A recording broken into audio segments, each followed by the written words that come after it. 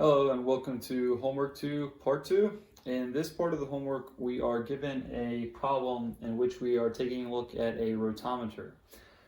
Now, a rotameter, I had drawn a picture here to the right of just exactly what a rotameter would look like. Essentially, we have two slanted walls here on either end of this device. And we have some sort of solid in the middle. In this case, we're saying it's a ball.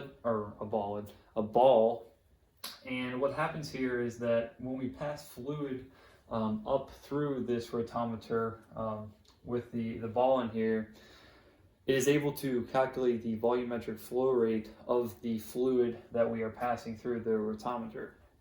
So what we are asked in this problem is we want to derive an expression to relate the height of the ball in the rotameter to the volumetric flow rate. So that is what we are after. Now, one useful thing that we had derived in a class previous to this that will be used specifically for this type of problem here is we found the velocity of the fluid specifically at either end of the ball here. So as the fluid is essentially like it's squishing up past this ball here, it's also moving the ball up, but it's squishing past this ball around either side. And we found the velocity here of the fluid at either point here. So I'm going to call this position 2. So we'll be referring to this as position 2. Now, we found an expression for, like I said, the velocity of position 2. So I'm going to go ahead and write that down. And that was the velocity at 2 was equal to the density of the ball minus the density of the fluid, again, that we're passing through the rotameter, times d naught. And I'll get into what d naught is here in a minute. This is also multiplied by 4g. And divided by 3 times the density of the fluid. Now, going into the dimensions that I have here for the rotameter, d naught here is at the very bottom of the drawing here, so it's at the bottom of the rotameter. Now, what happens here is that d naught also has to be the diameter of the ball, because in a rotameter, that's the whole reason for these walls being slanted, so that the ball does not fall through to the bottom, because if these were straight lines, the ball would just fall straight through. So at the bottom here, the ball will be held on either end. So the diameter, d naught here, is also the diameter of the ball. Now this d here, we will be using this in our derivation. This d will be used by saying it's the diameter of the rotameter at any given height. So now that we know we do have the velocity here at position 2, we can now look into the volumetric flow rate here. And we know that the volumetric flow rate Q is equal to the velocity times the area. And easy enough, since we know the velocity at 2, we can look at position 2 for our derivation here. So we can find the volumetric flow rate at position 2, so that would obviously just be V2, which we know, times A2. Breaking down the area further into pi d squared over 4, we can set this into V2 times pi d squared over 4.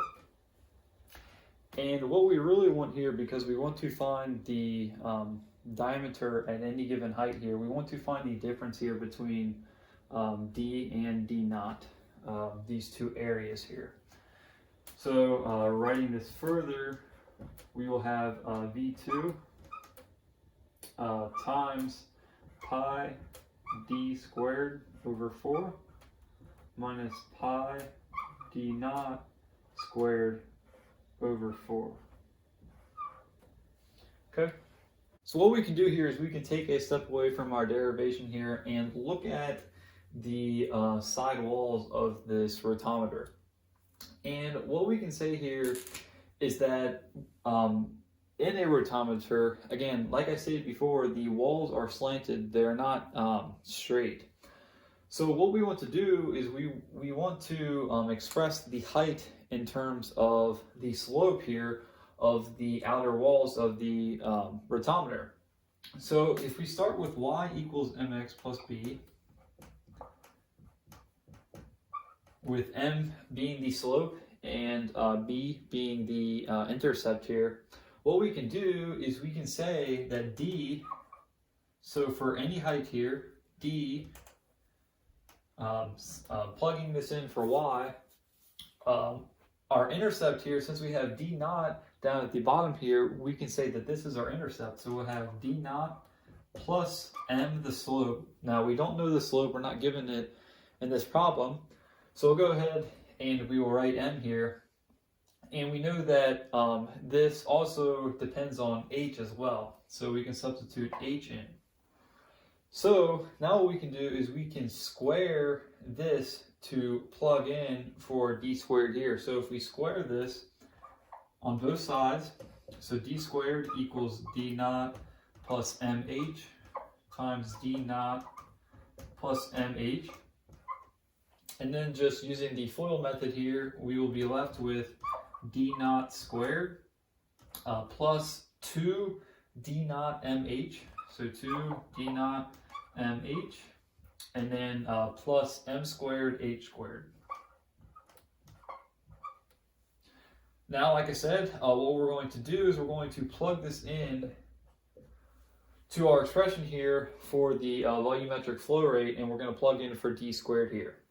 So, plugging this in, I'm going to go ahead and erase this here. So we have, I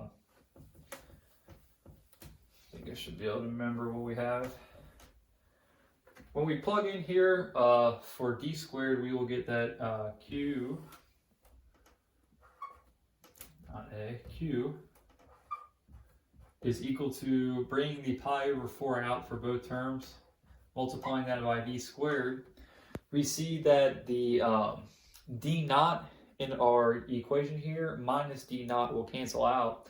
So what we are left with is 2 d naught mh plus m squared h squared. So this is good here because we now have an expression here in terms of the height, which is what we want. So now what we can do is we can plug in v2 here. This should be v2, not v squared. We can plug in our expression here for v2, again, which is the velocity here at either sides of the ball. And plugging that in, we will get q is equal to pi over 4 times the density of the ball minus the density of the fluid, d naught 4g over 3 times the density of the fluid, and this is all multiplied by 2 d naught mh plus m squared h squared. Now the last step here, if we look at the slope of our rotameter here, we notice, and really I've drawn it to have a good amount of slope here, but in a real rotameter, the slope on the rotameter on the side walls is very, very small. So this m here is going to be an extremely small number. So when we take an extremely small number and we square that extremely small number, we get an even smaller number. So what we're going to say here is that we can cancel out this term here, and it's essentially going to be very, very close to 0. So we're going to say it's 0 here. So that leaves us with q equals pi over 4 times the density of the fluid, or excuse me, the density of the ball minus the density of the fluid times d naught 4g over 3 times the density of the fluid. And lastly, we have 2 times d naught mh. So we have now expressed the volumetric flow rate in terms of the height of the ball here, with h being included here. So one last thing to note here is that everything in this expression from here on up to the h is what is known as some proportionality constant. So this is usually referred to as B. So when, let's say if you were to buy a rotameter on the internet, let's say, this constant would be given to you. So all that you would need to read is the height of the ball in the rotameter, and you can see the volumetric flow rate. So this is our final answer here to show the height of the ball in the rotameter expressed in terms of volumetric flow rate here. So that will do it for this video. Thank you.